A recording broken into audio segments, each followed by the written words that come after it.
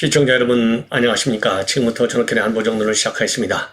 자, 연말인데도 말이죠. 이 정치권에 관련된 뉴스들이 굉장히 많이 쏟아 나오고 있어요. 그래서 제가 여러분께 중요한 뉴스들 또 이 엄선해서 분석을 해 드리도록 하겠습니다. 자, 이번에는 말이죠. 이 민주당, 그러니까 그동안에는 이제 민주 지지층 으로 이제 활동을 해왔던 강준만 전북대 명예교수, 여러분들 뭐 이름만 알아도 다 아시는 분이죠. 자, 강준만 교수도요, 흔히 얘기하는 이 지금 현재 이 서민 교수라든가 김경률 회계사 이런 분들과 마찬가지로요, 과거에 민주당 지정이 있었지만 이 민주당 지정에 대해서 조국 사태를 계기로 해서 이건 도저히 이런 내로남불은 더 이상 눈뜨고 볼 수 없다. 그래서 전향한 분들이에요. 이 강준만 교수도 그런 지금 일종의 탈진보 인사 중에 한 분입니다. 그래서 민주당이 왜 지금 망하고 있는지 이 원인을 분석하고 있습니다. 자, 한마디로 얘기해서요, 이 민주당 지금 현재 이 강준만 교수가 최근에 펴낸 책과 관련해서 한다면, 민주당에서는 윤석열 대통령을 악마하는 이 마약에 너무나 중독이 돼가지고 결국 부메랑을 맞아갖고 정권까지 내준 게 아니냐, 이런 비판하고 있는데요. 지극히 옳은 얘기라고 생각이 되고, 그 다음에는 이제 이 한동훈 장관이 국회에서 말이죠, 이 노웅래 왜 체포가 되어야 되는지 그 당위성과 그리고 이 필요성을 아주 상세하게 설명을 했어요. 그런데 이걸 가지고 지금 민주당은요, 이거 자기네들에게 설명을 해준 걸 고맙게 생각하는 커녕해서 이거를 갖다가 피의 사실을 공표했다. 이 법무장관이 피의 사실 공표할 수 있느냐? 그래서 이거 법적인 책임을 져라, 이렇게 거꾸로 말이죠, 공세를 펴고 있어요.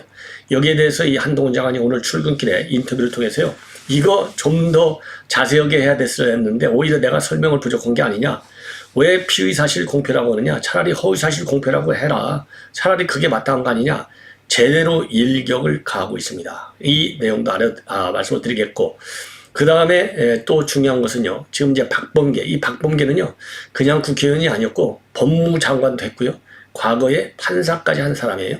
이런 사람이 말이죠, 이번에 이 덧탐사 영장 이 심사를 한 이 판사 좌표 찍기에 나섰어요. 그래서 결국은 덧탐사 영장을 기각한 판사에 대해서는 영장 자판기 판사다, 이렇게 해서 지금 법조계에서 논란이 야기되고 있습니다. 그리고 시간이 허용되면 말이죠, 이번에 국정원의 전직 고위 간부들 한 40여 명인데요, 상당히 우리 전직 고위 간부들이 이번에 전직 원장들과 마찬가지로 사면 복권이 됐어요. 그 중에 그동안에도 이제 종종 조금씩 이제 보도된 바 있는데요, 당시에 그야말로 이 정치 재판으로 고역을 치렀던 이 전 방첩국장이 있습니다. 김석규 국장인데요, 이제 본인 SNS 통해서 실명까지 전부 다 내놓고 입장문을 발표했는데 굉장히 의미 있는 입장문입니다. 그래서 시간이 허용하면요, 이 김석규 전 우리 국정원의 이 방첩국장이 과거에 이 국정농단 이 수사를 받으면서 겪었던 이 고초들, 그리고 또 그 영역의 상황을, 그리고 지금 현재 사면 복권이 된 상태에서의 입장, 이런 것들을 담았는데요, 굉장히 그리 논리적이고 실체적이고 또 이 호소력이 있는 글인 것 같아요. 특히 이 김석규 국장의 이 애국심, 그리고 이 국가정보 기관에 대한 어떤 그 사명감, 이런 것들, 그리고 문재인 정권에서 있었던 이 국정원 완전히 이제 거의 없애기 작업이나 마찬가지죠. 그런 여러 가지 문제점들을 지적하고 있는데, 이 김석규 전 국정원 방첩국장의 SNS를 통한 입장문을 또 소개해 드리도록 하겠습니다. 자, 먼저요, 이 강준만 전북대 명예교수예요. 이 전북대 신문방송학과 명예교수인데요, 최근에 책을 하나 저술을 했어요. 이 책에 나와 있는 내용이 지금 이제 쓴소리인데 굉장히 강한 쓴소리죠. 지금 이 언론에 많이 보도되고 있습니다. 그래서 지난 12월 29일 날 출간한 책인데요, 이 책의 제목이 퇴마정치, 윤석열 악마에 올인한 민주당, 이 책에서 주장하고 있는 건데요, 윤석열 대통령 안 망하는 데만 바쁘다 보니까 거기에 쏙 빠지다 보니까 결국은 망하게 됐다, 이거를 핵심 이 메시지로 전하고 있습니다. 그래서 이 책에서 주장하고 있는 강준만 명예교수의 의견을 여러분께 말씀을 드리면요, 민주당은 윤석열이 최악의 정의라는 걸 강조하기 위해서 지지달까지 가세해서 악마의 대상으로 만들어버렸다. 그러면서요, 그럼에도 불구하고 윤석열 악마는 사실상 문재인 정권과 민주당의 내로남불과 후한무치를 폭로하는 부메랑이 되고 말았고, 그 결과로 윤석열 대통령이 결국은 대선에서 당선된 것이다. 그러니까 악마화의 부작용에 악마에만 매달리다 보니까 이제는 결국 윤석열 대통령을 당선시키는 역설적 결과가 나타났다. 이거를 비판하고 있어요. 그러면서 문재인과 민주당은 윤석열을 미워하는 수준을 넘어서 악마로 간주해가지고 스스로 자해를 일삼는 패닉 상태에 빠져들고 말았고 윤석열 악마라는 마약에 중독된 상태였다. 이렇게 비판을 하고 있습니다.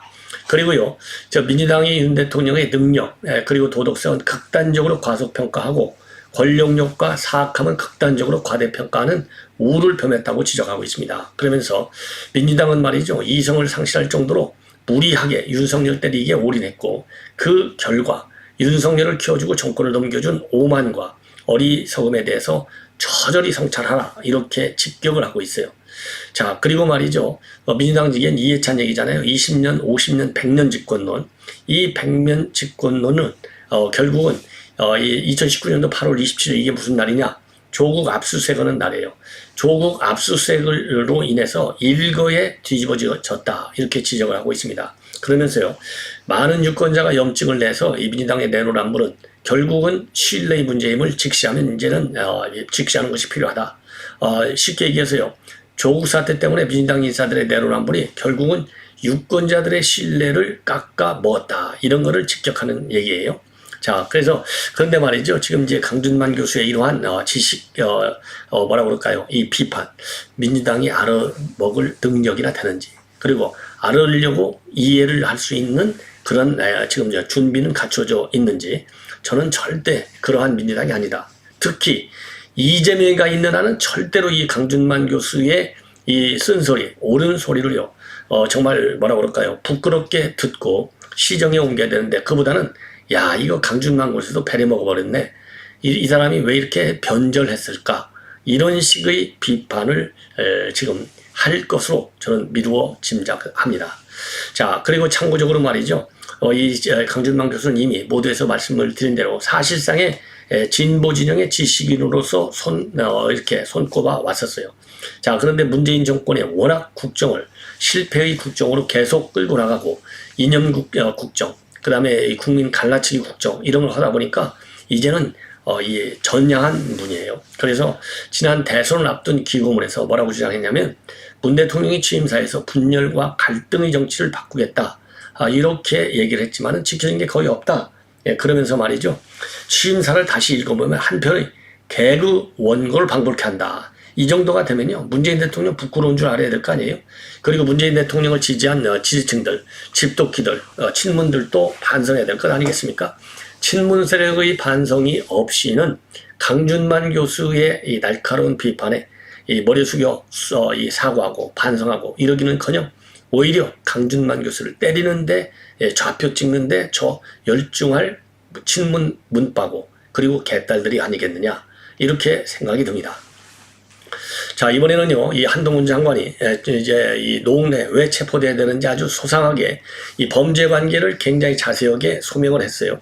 자, 설명을 했어요. 그러니까 이 정도 범죄 사실이면 국회의원 여러분들도 이제는 부결시키지 말고 찬성을 통해서 새로운 여의도 정치를 만들어내라. 이런 취지로 이 입장문을 법무장관이 왜냐하면 체포 동의를 요구하는 사람이니까 내놨는데 이거를 거꾸로 민주당에서는요. 그래? 이거는 장관이 해서는 안 되는 법을 위반했네. 뭘로? 범죄 사실을 피의 사실을 공포해버렸네. 이게 장관 맞아? 이런 식으로 비판을 하고 그런 비판 여론을 지금 악의적으로 조성하고 있어요. 그러다 보니까 이게 이제 28일 날 있었던 얘기지 않습니까? 그런데 그러다 보니까 이제 오늘 출근길에 이제 기자들이 물어봤어요. 어떻게 생각하느냐? 이 물어보니까 말이죠. 왜냐하면 결국 노웅래 체포 동의안이 부결됐지 않습니까? 자, 그러니까 말이죠.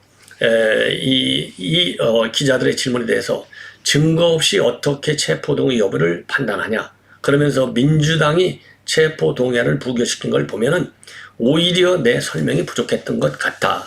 아주 점잖하게 내려치고 있습니다. 그러면서요, 본인은요, 이 법무장관으로서 정부를 대표해서 법률에 따라서 설명 의무를 다한 것이고 최선을 다했다. 그리고 민주당은 어차피 다수당의 힘으로 부결시킬 테니 상세하게 설명하지 말고 대충 넘어가자는 얘기인 것 같은데 세금으로 월급 받는 공직자가 그럴 수 있느냐? 그럴 수는 없다. 그러면서 말이죠.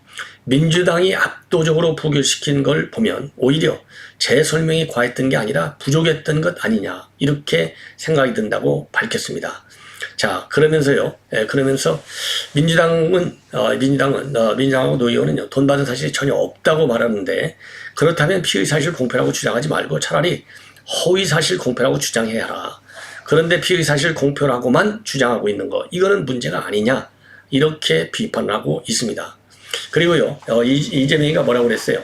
이 본인에 대한 수사를 두고서 윤석열 정부의 검찰이 민주주의 파괴의 도구로 전락했다. 이렇게 비판하고 있잖아요. 이거와 관련해서 정치인이 정치적 수사로서, 정치적인 레토릭으로서 수사에 대해서 뭐 여러 가지 얘기를 할 수 있겠지만은 좌표 측기를 해가지고 공직자들을 공격하는 거, 이거는 불법 부당한 외풍이다. 이렇게 강하게 또 한 번 비판했어요. 그러면서 그런 거를 막는 것이 법무장관의 임무고 검찰과 경찰이 공정하고 객관적으로 앞으로도 수사해 나갈 것이다. 이런 입장을 내놨습니다. 그리고 이제 오늘 저도 이제 보도해드렸지만은 더 탐사 강진구 대표 이 구속영장이 이제 기각됐지 않습니까? 이거와 관련해서는 경찰이 법에 따라서 수사하지 않았겠나, 더 언급하는 것은 적절치 못하다. 요렇게 해서 언급은 자제했어요. 왜냐면 뭐 본인 얘기인데 이거 본인 얘기를 가지고 이거 경찰에서 뭐 수사가 미흡했다든가 법원이 기각한 거 잘못했다든가 이런 얘기는 할 수 없는 거 아니겠어요? 그리고 이 영장을 기각한 판사도 말이죠. 소명은 충분히 잘 돼 있다는 겁니다. 그래서 더 이상의 증거인멸 우려가 없다. 그래서 이제 영장을 기각한 것이지 소명이 안 돼 있다라고는 안 했어요. 다만 범죄 소명은 잘 됐는데 소명의 필요성과 구속의 사유, 이것이 조금 부족하다. 이렇게 얘기를 했을 뿐입니다. 예. 자, 그래서요, 이 한 장관이 그 이 체포 동의안 아까 말씀드린 대로 이 설명한 것이 피의 사실 6%라고까지 증빙해서 공격하고 있는데, 이걸 보면 말이죠, 한 장관 입장에서 뭐라고 했냐면은 과거에 설명한 내용을 다 보지 않은 것 같다. 과거에도 증거 설명을 하는 기회가 굉장히 많았었는데 그 취지는 뭐냐? 체포 등의 여부를 결정하기 위해서 필요한 실질적 자료를 제공했던 것인데 증거 자료 없이 어떻게 체포 동의 여부를 판단하느냐, 이렇게 반박을 하고 있어요. 그러니까 지금 민주당 의원들이요, 이 정무적인 판단으로 체포 동의안을 부결시킨 것은 법치주의를 근본으로 허문 것이고 이거는 잘못된 것이다. 이런 점을 한동훈 장관이 제대로 짚은 것이라고 저는 봅니다. 자, 그러다 보니까요, 지금 이제 여권과 야권이 이번 농내 부결된 것과 관련해서 극과 극의 입장문을 내놓고 있어요. 근데 이제 조선일보가 보도한 걸 보면은 이 체포동의안을 국회에 제출했을 때 이제 법무장관이 설명을 하게 되는데요. 장관이 법조인 출신이냐, 아니면 학자 출신이냐, 아니면은 검찰 출신이냐에 따라서 이 체포동의안에 대한 설명, 즉 왜 체포를 해야 되는지에 대한 설명의 분량이 크게 차이가 난다. 이렇게 분석을 하고 있는데 그럴듯해 보입니다. 그래서 한동훈 장관 같은 경우는 한 1,500여 자인데요. 예를컨대 추미애는 264자밖에 되지 않았다는 겁니다. 그래서 전반적으로 검찰 출신 장관들은요, 이 검찰에 확보한 증거, 그리고 이제 검찰에서 진술한 내용을 자세히 설명하면서 이 국회 체포 동의를 요구하고 있고, 그 다음에는 추미애나 박범계 같이 정치인 출신, 또 이 학자 출신 박상기, 이런 사람들은요, 최소한으로 이 구체적인 설명을 줄이는 그러한 특색을 보이고 있다. 이렇게 지금 분석을 하고 있어요. 자, 그래서 예컨대 말이죠, 이 검찰 출신의 장관들, 그러니까 한 장관의 경우에는 한 1,500자 내외, 그리고 이제 황교안의 경우에는 이제 이석기 사태인데요, 1,418자. 그 다음에 또 이 김현웅 전 법무장관, 이분의 경우에는요, 이 고검장 출신이거든요. 검찰 출신. 체포동의안을 741자 분량으로 했어요. 예. 그리고 이제 추미애나 박범계의 경우에는 현저히 낮습니다. 추미애 같은 경우에는 이 이상직 정전순 민주 청주 의원이죠. 청주 출신. 이 264자 분량으로 했고요. 그 다음에 박범계, 이건 뭐 삼선 출신인데 판사. 이분의 경우에는 이상직 의원 체포동의안과 관련해서 239자 분량으로 설명을 했어요. 예. 그리고 이제 이 학자 출신의 박상기 전 법무장관요, 검찰 출신하고 정치인 출신의 장관들의 중간선 쪽으로 이 입장을 밝혔는데, 2018년도 5월에 있었던 홍문정 전 자유한국당 의원의 뇌물수수 혐의 이 체포 동의안을 683자 분량으로 설명을 했다고 합니다. 자, 그리고요, 이 한동훈 장관은 이제 결국 조금 전에도 말씀드린 대로 어떻게 증거 없이 체포하겠느냐. 증거가 있다. 그러니까 증거와 관계, 그리고 이 범죄 행위에 대해서는 충분히 설명해야 될 것 아니냐. 이러한 입장 때문에 나름대로 1500자 정도의 그 논지를 설명한 것이다. 이렇게 보여주고요. 제가 보기에는 뭐 이거가 이 분량이 많다 적다가 아니라 중요한 것은 의원들이 범죄 사실 그 자체만을 갖고 체포 동의안의 가결, 부결을 검토하고 투표를 행사해야 되는데요. 범죄 행위만 갖고 보는 게 아니라 정당의 그 소속된 정당의 정치적인 상황 판단, 그리고 정부 여당을 공격할 수 있는 포인트가 되느냐 안 되느냐, 즉 정치 공세적 측면에서 체포 동의안에 대한 체포, 이 가결 또는 부결을 지금 하고 있기 때문에 이러한 이 판단의 결정적 변수인 정치적인 정부적인 성격, 이것이 있는 한 체포 동의안에 대한 가결과 부결은 결국은 순수하게 법적인 관점에서만 검토되지 않고 있다는 데 대해서 상당한 저도 우려와 그리고 한계를 느끼고 있다고 봅니다. 자, 이번에는 말이죠, 이 박범계, 조금 전에도 말씀드린 대로 이 박범계는 판사 출신의 삼선 의원이고 장관 한 사람이에요. 자, 그럼에도 불구하고요, 이번에 이제 덧탐사와 관련된 구속영장, 이 기각한 판사에 대해서 영장 자판기다, 이렇게 지칭을 해서 지금 많은 논란을 야기하고 있습니다. 자, 여러분들 뭐 아시다시피요. 자, 이게 이제 뭐라고 얘기했냐면요, 이 박범계가 영장 자판기라 비판받는 판사도 외면한 심기수사다, 이렇게 얘기한 거예요. 그러니까 이미 이번 김세형 판사인데요, 이 김세형 판사에 대해서는 영장 자판기라는 비판받는 판사, 그래서 영장 자판기라고 하는 것을 자연스럽게 은연중에 부각을 시키고 있어요. 자, 근데 이 김세형 판사는 누구냐? 영장 전담 판사인데 김용, 정진상에 대해서 구속 영장을 발부했고요. 야, 그래서 그때부터 영장 자판기다, 이렇게 프레임을 민주당 쪽에서 씌운 거예요. 예. 자, 그러면서 이번에 이 덧탐사 이 기각이 되니까 그 관련 기사를 공유하면서 뭐라고 입장을 올렸느냐? 영장 자판기라 비판을 받는 김시옷 이응 부장판사도 김세용을 얘기하는 거예요. 외면한 한동훈 장관의 연이은 패착이다. 이렇게 지금 입장문을 내놨어요. 이것이 이제 많은 논란을 야기하고 있는 겁니다. 자, 그래서요, 이 핵심은 뭐냐면은 지금 지지자들이야말로 지지자들인 사람들이야말로 특정 판사는 비판할 수 있다. 그런데 이 박범계는 판사 출신이다가 장관까지 지낸 현직 국회의원인데 법관을 망신 주는 단어를 갖다가 왜 굳이 언급했는지 도저히 이해할 수 없다, 이렇게 지금 법조계도 부글부글 끓고 있다고 그래요. 그런데 참고적으로 이 박범계는 이게 처음이 아니고 이게 상습범이에요. 그래서 최근에는 말이죠, 이 법원행정처장한테 뭐라고 그러냐, 법원행정처가 요청한 예산을 다 받기 위해서는 국회의원들한테 살려주세요 라고 한번 해봐라, 이렇게 해서 난리가 난 적이 있어요. 당연히 이 법원행정처장 그대로 말 안 들었죠. 자, 그래서 이 박범계의 이러한 인식을 보면 정말 치졸하기 짝이 없다, 이렇게 밖에는 볼 수 없는 것 같습니다. 자, 시청자 여러분, 이렇게 해서 본 방송을 마치고요. 우리 국정원의 이 박범계 국장의 입장문은 별도 이어지는 방송을 통해서 보도해 드리도록 하겠습니다. 시청자 여러분들의 많은 시청을 부탁드리겠습니다. 대단히 고맙습니다.